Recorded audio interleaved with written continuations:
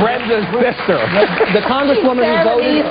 Oh, the one person of the entire, how many, 435? The one person. And she's a... So that's your typical example of the Democratic Party. What did I say? There's a wing inside the Democratic Party. That's a wing. That's a feather, exactly. Wing. I don't think you're any more justified in doing that than a Democrat would be in saying, well, there's a whole right-wing section of people that are going to go, hey, NRA, if everybody on that plane had a gun, this never would have happened. You know, I mean, I think what we're looking for right now is... what you just said is said on television and radio all the time. There are people who say the right-wing Republicans, look at that wing out there. There's a wing of the Democratic Party who sees America as an oppressive nation. They say, what right do we have, as I read in the newspaper 2 days after the attack, what right do we have to call them terrorists when, in fact, we are a terrorist nation? We've spread our own... Who said that? Yeah, I mean... Barbara Lee. Yeah, yeah, she needs to be slapped. That is not a wing. Excuse me for being a little insensitive about things that are erroneously... Let me ask you this, then. I'll put the challenge on you.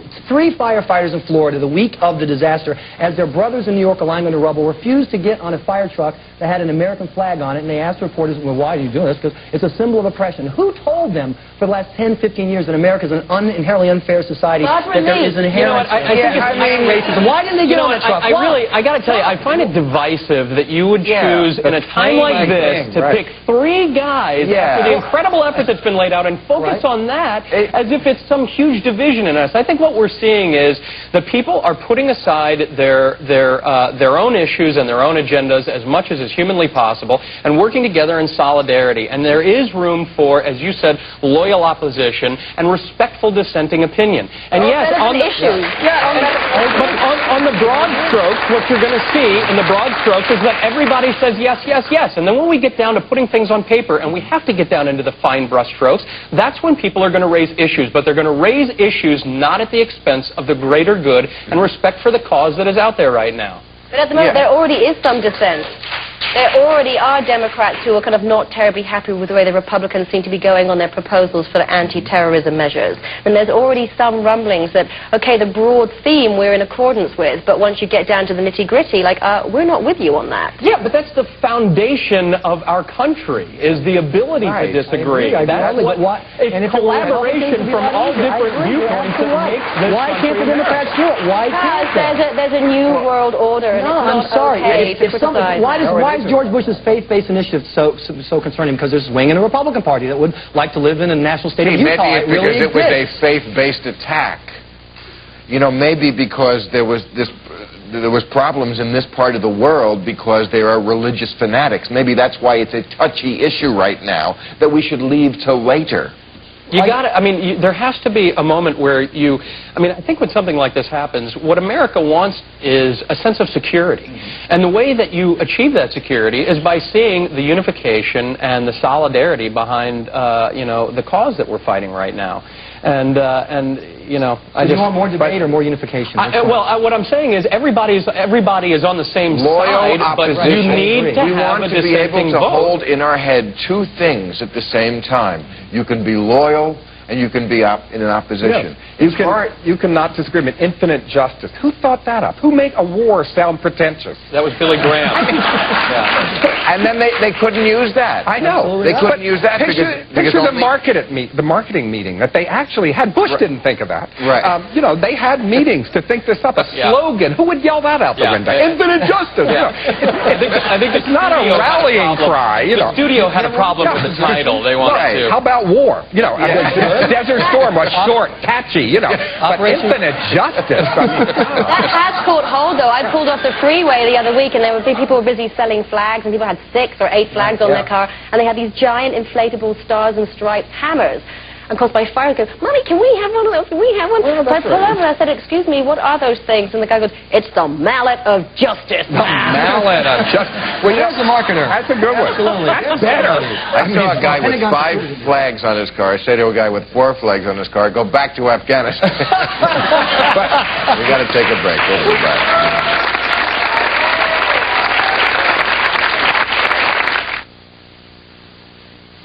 All right, we were talking about our right to dissent, partly, whether the Democrats should be the loyal opposition that they, I think, should be. Let me ask you another question similar to that. There's an old saying that a liberal a conservative is a liberal who's just been mugged. Well, our country kind of has. See where I'm going with this. Our whole nation has kind of just been mugged, and therefore we sort of have become more conservative. Is this appropriate? Yeah. Have you ever been mugged? I've been beaten up by a gang in a movie theater. Oh, well, see, I was mugged once, and it didn't turn me. I was mugged outside a bar in New York called The Toilet. It was back when New York had clubs, you know. And The Toilet. Yeah. Good life. And I went to Fran Leibowitz's house, and she took me to the hospital. I was bleeding. It was quite a night. But I went right back to New York. You know, I got held up in going to an airport. But did you go back to the toilet? Yes. Really? Not the same night or anything, but I had to recover. But I was mugged in L.A. going to the airport, and the guy said, I'm a junkie, and I said, well, can I have my wallet back? And he gave it back to me. I almost had him for breakfast over, you know, because he looked nice, you know. I don't think it always radicalizes you, you know. Listen.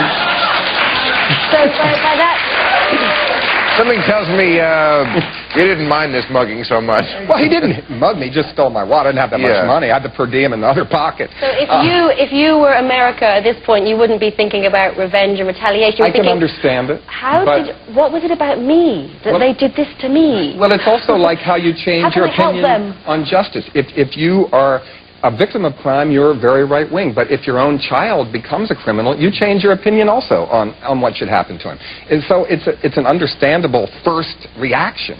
But I think this country now is not quite so reactionary. I think they're trying to learn about it. But things that would be unthinkable 3 weeks ago. Yes. Big Brother, you know, national ID cards. We would have said Big Brother is watching us. Well, it turned out Big Brother wasn't apparently watching us enough. He wasn't watching the airports. He wasn't watching the banks. He certainly wasn't watching the flight schools. There's some other ideas. You know, we were talking a month ago about virtually open borders with Mexico, that we were going to make it easier for immigrants to have immigration. We were going to have people who are here illegally, in essence, forgiven, and amnesty for them. And now that idea is shot to pieces because so many people have used our porous borders to bring stuff here that we don't want. There's an idea that I think you'll see the center of America shift towards a more strict approach. I'm worried. I'll be out of here.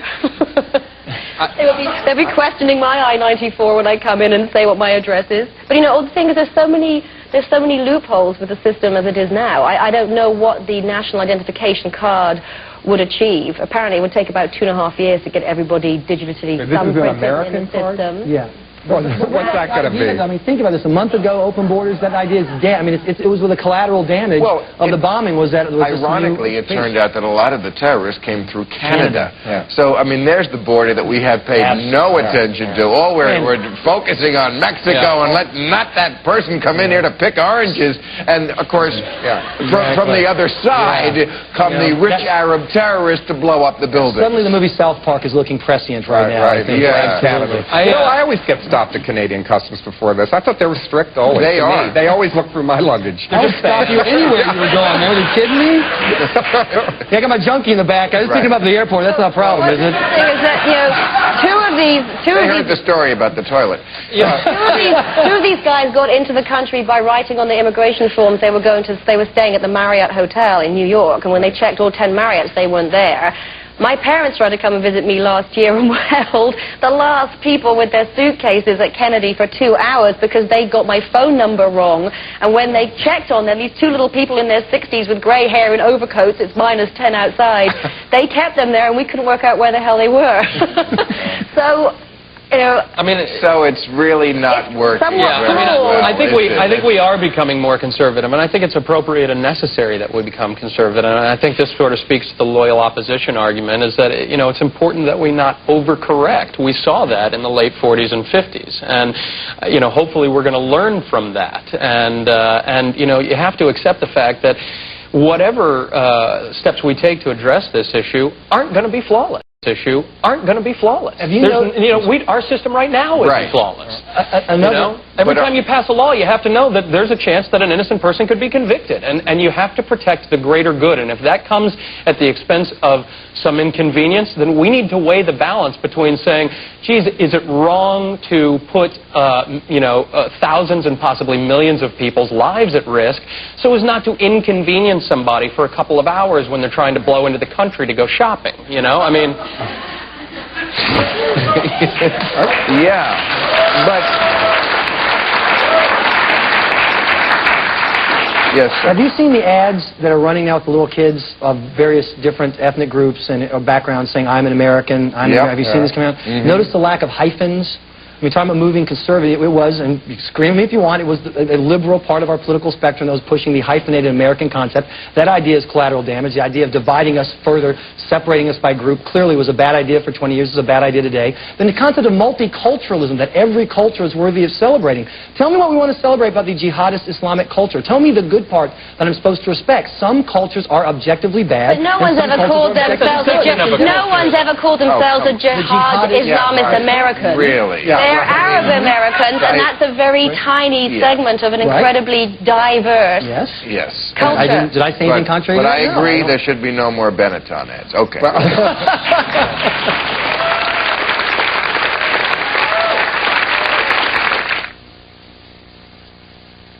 All right, in the time we have left, Michael, maybe you, so you don't find yourself in the kind of trouble that certain people have found themselves in, might want to elucidate a little more about your theory here about certain cultures being inherently evil. The idea of multiculturalism is that we don't want to insult Osama bin Laden. That all cultures are of equal value, that have equal place and standing. Tell me what I want to celebrate about the Islamic jihadist culture. Anybody. But to celebrate Islamic jihad culture. The multiculturalism is the idea that... Tell me are you saying that culture is evil? Are you saying that culture is not as good as yours? Is that what you're saying right now? I don't call it a culture. I call it an extremist faction. Right. Why couldn't they all just kill themselves? Who happen to share a nationality or a religion. Exactly. It's not a religion. He just made a good point. He said that's a cult, not a culture. That's a cult. Well, Now, a lot of people may agree with it. He may have a lot of backing, and I think he does in the Arab world. Absolutely, across numerous countries. That women are chattel slaves, that have the right to kill you over committing blasphemy or committing adultery. My films will do great there. and they believe that freedom is inherently evil because it undermines their theocracy. That's their culture. I don't think that most people think that. I think there's a very small number. I don't think it's any different than looking at Iran, looking at China, looking at Cuba, that ultimately American values will prevail. People want democracy. They want freedom of expression. They want American videos. They want everything American has. And there are a very small number of people in these countries. That's what we thought about Vietnam. If we just get in there in Vietnam, we thought, and let them see how we are, they'll like us. Right, exactly. Once they get the Olsen twins on video, then they'll go, oh, these guys are great. Exactly. I don't know if that's true. I don't know if you put it... You're absolutely wrong. The people who flew the planes to the building did it because they don't want what you just described. They don't want our freedom in our culture. They are fighting our culture. They are fighting our culture. Young people in Iran are fighting for freedom, women to go to school, to make I'm talking about this army that's out there now. They're real. They're alive today, and they want their culture to be preserved. Different than a culture. You wouldn't call David Koresh's followers a culture. It's a faction. Who are they fighting on behalf of? Where do these conscripts come up from? From the people who agree with them, the Taliban, the other people across the borders. But it's inherent in your tone, it to me feels that there's a sweeping generalization to the Afghan culture as opposed to the Islamic. I've not mentioned the word Afghan, not one time. I've not mentioned Islam. I'm not saying. I'm saying there's an implication. It has a sweeping generalization. It has nothing to do with the German, the German and its heritage, long heritage. The Nazis had a culture, but you're using culture in two different ways. No, it's where you grow. You grow up in a nation. Set of beliefs, and you using also culture in terms of an entire nation. A soccer stadium fills every week in the capital of Afghanistan to watch women executed because the people there support it. But those people represent a culture, same as our football fans represent our culture. That's their culture. Their culture is evil. But you don't know what happens if they don't show up. Michael, there are over a billion Muslims. Exactly. If they're all bad, we're never going to win. I agree, and that's why I'm not talking about all Muslims. Let's just hope they're not all bad. And they're not. Okay, we're going to take a break. John Waters says that the national ID card should be a maxed-out credit card. His movies will change the world. Thank you very much.